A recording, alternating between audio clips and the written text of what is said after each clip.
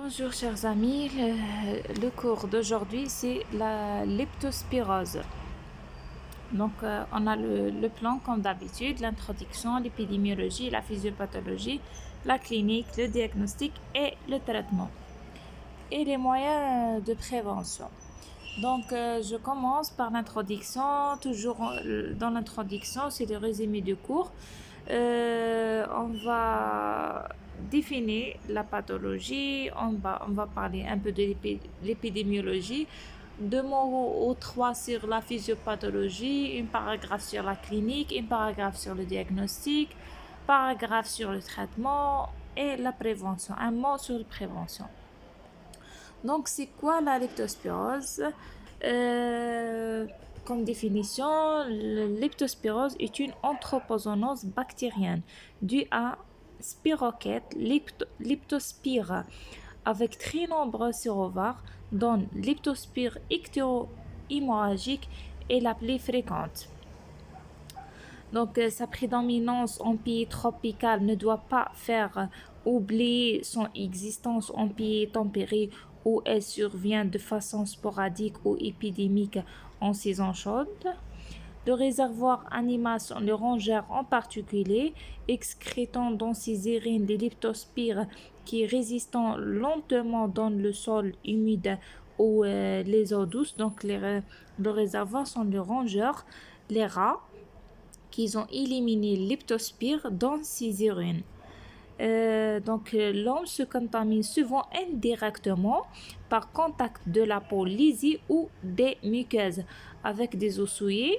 Donc, leptospirose est considérée comme maladie professionnelle à déclaration obligatoire.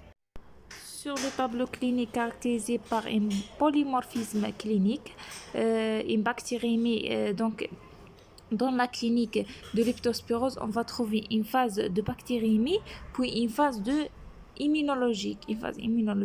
Donc, la bactériémie pourrait être à l'origine d'une localisation polyviscérale.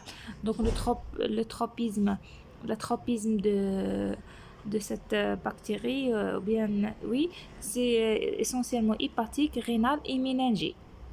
Le diagnostic repose sur la sérologie, donc la microagglutination ou bien la sérologie, ce qu'on appelle du Martin et du Petit, qui est positive à partir du 10e jour, et le PCR à la phase initiale qui est positif dans le premier jour. Le traitement plutôt possible, donc pourquoi? Parce que on va beaucoup plus agir sur la phase bactériémique avant d'atteindre la phase immunologique d'où le traitement serait inefficace. Donc, repose sur les pénicillines, ceftriaxone et aussi la doxycycline. La prévention, ce sont des mesures individuelles de protection comme les gants, lunettes, et aussi on a la vaccination des professionnels exposés et la chimioprophylaxie hebdomadaire par les cyclines une fois par semaine. On passe au chapitre d'épidémiologie. On commence toujours par l'agent pathogène. Donc, leptospire est une bactérie liquidale, mobile, aérobie stricte. On a deux groupes. Leptospire biflexa qui est saprophyte et on a Leptospira éthyrogue. Celle-ci est pathogène. Et ce genre comprend 230 sérovares rassemblés en 23 sérogroupes, parmi lesquels on a les leptospire ecturo-hémorragique qui est la plus fréquente, mais aussi on a leptospire grippo-typhosa et leptospire australis. On note que on dit que la leptospire ectiro-hémorragique serait responsable des formes graves, mais les formes graves de leptospire sont observées avec tous les sérovares. Donc les réservoirs, comme on a déjà dit, sont animaux, donc principalement les rongeurs, les rats d'égout, les rats des champs, les souris et aussi les autres animaux sauvages et domestiques comme les hérissons, les chiens, les chats, les bovins, les porcs et les chevaux. Les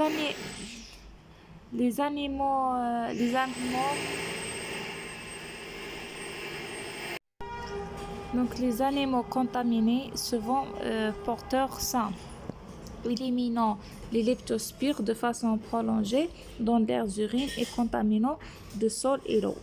La transmission, donc soit directe, soit indirecte. Directe de façon peu fréquente, avec contact direct avec l'animal par morsure de rat. Contact avec les rongeurs, les éleveurs comme les hamsters ou bien au laboratoire. Indirect, si la plus fréquent, contact avec le sol ou l'eau contaminée, souillée par les urines des animaux. Bactéries, donc la bactérie pénétrant par voie cutanée, excoriation ou muqueuse, conjonctive, voie aérienne ou digestive, de façon rare. Essentiellement, c'est transcutané par excoriation. Les facteurs d'exposition sont des activités de loisirs aquatiques à l'eau douce et aussi les activités professionnelles comme vétérinaires, les abattoirs, les égoutiers, etc. La présence de blessures est un facteur favorisant de l'leptospirose. Donc un peu d'épidémiologie, je vais parler de l'Algérie. Donc l'Algérie, on a la thèse de Abd el-Nour, l'épidémie de Elma à Stif, où on a un puits qui est contaminé et on a plusieurs cas à Borj Bouarerij. On passe aux physiopathologies. Donc à la suite à la pénétration cutanée en muqueuse, des leptospires survient une bactérémie entre le 5e et le 6e jour avec dissémination de nombreux organes, surtout le foie, le rat, les poumons et le LCR. La taille de l'inoculum détermine la durée de l'incubation et la gravité de l'infection. Au 7e jour, il y a la fixation au niveau des viscères, surtout le foie et le rein.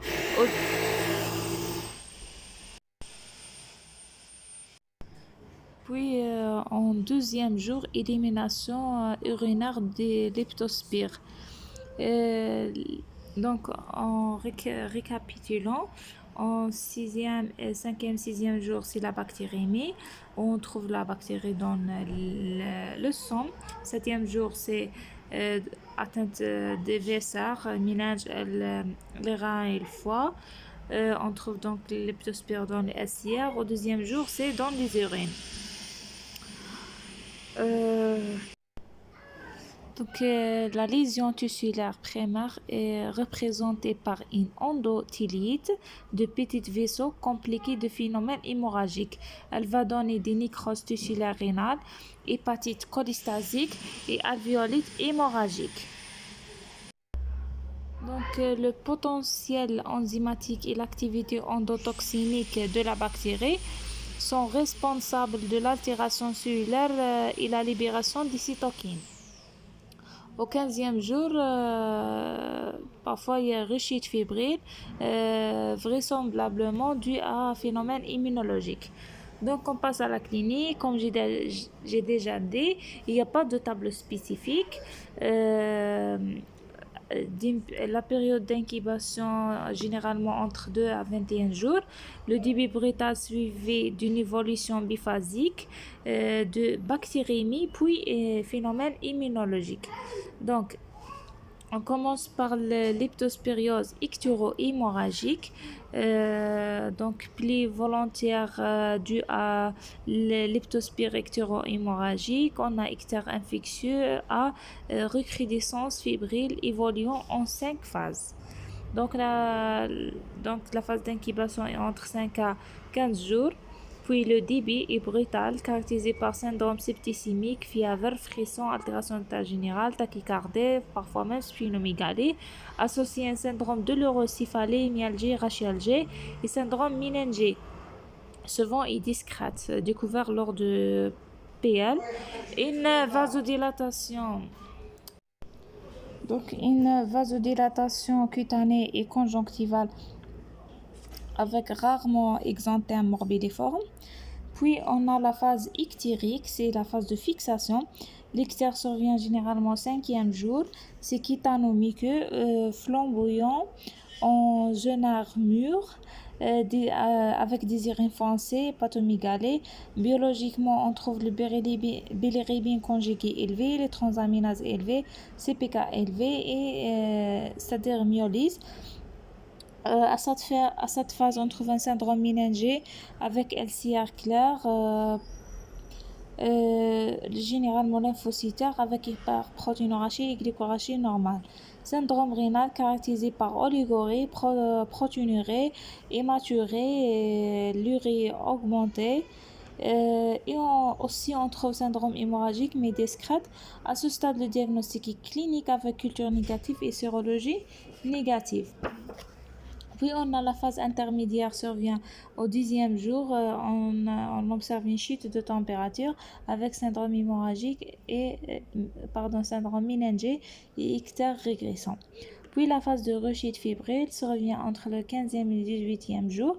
Fièvre souvent modérée, des algies, éruption cutanée, ictère continue de décroître. Puis la phase de défervescence entre le 20 et 25e jour. La température normale, ictère continue de décroître, crise de polyurie, pas de séquelles. À cette phase, on trouve une sérologie positive. On a d'autres formes, comme la forme anictérique ou bien pseudo-grippale. C'est la forme la plus fréquente, 80% des cas. Elle associe d'une fièvre élevée, céphalée, myalgie, arthralgie, parfois injection conjonctivale ou un exanthème morbilliforme. À l'examen, on trouve hépatomégalie, splénomégalie. Sans antibiotiques, les signes cliniques régressent en 5 à 6 jours, avec parfois réapparition de fièvre, algée, des signes de méningie. Le LCR, on trouve quelques éléments avec une hyperprotéinurie, une glycémie normale. L'évolution de méningite est simple et on trouve aussi manifestations neurologiques sont discrètes comme encéphalite, myélite, atteinte périphérique et même que des complications oculaires telles que l'uvite et iridocyclite. Autre forme clinique, on a des formes graves, ictère avec spirictosique. C'est un ictère grave de pronostic mis en joue, le syndrome infectieux sévère, ictère fébrile, brutal, hépatomégalie, douloureux, cytolyse, insuffisance rénale, syndrome hémorragique et le décès par défaillance multiviscérale. On trouve aussi des formes compliquées caractérisées par myocardite ou apélésionnelle, des encéphalites et uveites. D'autres formes dissocient ou atténuées, ictère bénigne, syndrome méningé pur, fièvre isolée.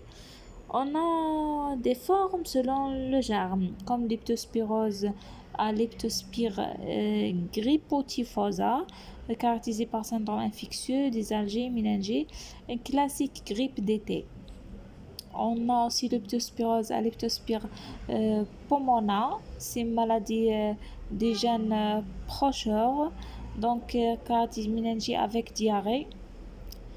Aussi leptospirose à leptospire canicola, caractérisée par méningite avec fièvre à rechute. Le réservoir ici c'est le chien. Donc on passe directement aux facteurs de pronostic. Les facteurs de mauvais pronostic sont l'ictère, l'insuffisance rénale aiguë, l'atteinte pulmonaire grave, trouble de la repolarisation du sujet, altération de l'état de conscience et âge supérieur à 60.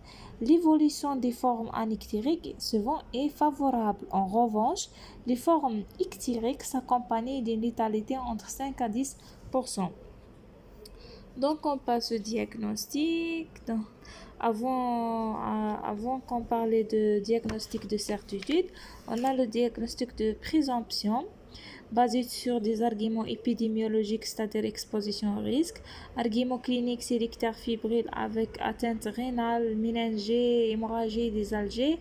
Des éléments d'orientation tels que l'hyperleucocytose apienne, thrombopénie et lymphopénie, hyperbilirubinémie conjuguée, augmentation modérée de transaminase associée à une augmentation de CPK, insuffisance rénale et anomalie du sédiment urinaire par hématurie, leucocyturie, protéinurie. En cas d'atteinte méningée, c'est la pliocytose lymphocytaire. D'ailleurs, ici, on a un score proposé par l'OMS pour diagnostic de leptospirose. On a, euh, par exemple, ils posent des questions aux malades. Est-ce qu'ils présentent du maux de tête, fièvre, des séminalgies, des myalgies, des ictères, les facteurs épidémiologiques, est-ce qu'il est en contact avec des animaux. Ils posent aussi des questions concernant la biologie, leur réaction, la sérologie, etc. Ils donnent des points. C'est le score entre 20 à 25, c'est le diagnostic leptospirose confirmé. Bon, on passe aux éléments de certitude. Les éléments de certitude, c'est la mise en évidence de leptospirose à microscope à fond noir. Donc, entre le 5e jour et le 6e, on recherche le leptospire dans le sang dans le LCR. Entre le 6e et le 2e jour, c'est en phase mute. Et entre 12 jours, on recherche au niveau des urines. Bon, la culture, la croissance lente sur des milieux spécieux. On peut utiliser aussi l'inoculation aux cobayes, nous sommes plus pratiquerons. Et on passe directement à la sérologie. C'est un moyen de confirmation. Premièrement, on a le test d'ELISA, c'est le dépistage détecté l'IgM à partir du 8e jour d'évolution. Le seuil de positivité est à 1 sur 400. Test de microagglutination ou bien le MAC, ou bien ce qu'on appelle la sérologie de Martin et Petit, c'est la méthode de référence. Le débit de positivité est au 10e jour. Le seuil de positivité, c'est 1 sur 100. Mais dans les pays d'endémie, de forte endémicité, c'est 1 sur 400. Ce test doit être répété en raison de co-agglutination ou bien la séroconversion tardive. Les tests sérologiques à lecture rapide, on peut utiliser aussi les tests sérologiques à lecture rapide sur bandelette. Ils sont un intérêt réel en pays d'endémie. Mais le test le plus fiable, reste le PCR dans le sang, dans le SCR et dans les urines. Donc dans le sang, c'est positif dès le premier jour, mais c'est négatif vers le 10e jour. Dans le LCR et dans les urines, positif entre le 7e et le 20e jour. PCR privilégié pour le diagnostic direct au stade aigu. On a aussi les diagnostics différentiels tels que le paludisme, les rickettsioses, les arboviroses, la dengue, fièvre hémorragique, la grippe, méningite, l'hépatite, l'angiocolite, septicémie à Clostridium perfringens. On passe au traitement, donc d'autant plus efficace qu'elle est débutée précocement pour éviter la phase immunologique. Pour les formes modérées, la durée de traitement est 3 jours. Pour les formes graves, la durée de traitement est 7 jours. Donc, les formes modérées, durée courte, 3 jours. On utilise la ceftriaxone, 1 g par jour, ou bien la zithromycine, 500 g par jour, ou bien la doxycycline, 200 mg par jour. Mais reste garder en tête que la zitro et la doxy sont actives sur la rickettsiose en cas de doute de diagnostic. Pour les formes graves, la durée est de 7 jours. On utilise 3G tels que ceftriaxone, bien cefotaxime. En cas d'allergie, on utilise la doxycycline. Donc, une remarque, les rickettsioses, on peut, si on a doute de diagnostic, on peut donner des rickettsioses dans ce cas, on peut même chez les enfants donner la doxy dans le cas de rickettsiose. Malgré la doxycycline est contre-indiquée, mais chez les enfants, mais en cas de rickettsiose, on peut le donner. Donc, de façon générale, leptospirose sensible aux péniams, les macrolides et les cyclines. Donc, le risque de Jarisch est en réaction. L'utilisation des antibiotiques sur ces germes qui ont l'aspect de spirochète comme les syphilis. Il y a toujours le risque d'allergie. Donc, on termine par la prévention, les mesures générales, porter des gants, lunettes et des bottes. La chimioprophylaxie par la doxy 200 mg par jour, si exposition à haut risque. La vaccination, surtout contre l'leptospire hémorragique pour des sujets à une exposition professionnelle. Le protocole, c'est 2 injections à 15 jours d'intervalle avec un rappel entre 4 à 6 mois, puis tous les 2 ans.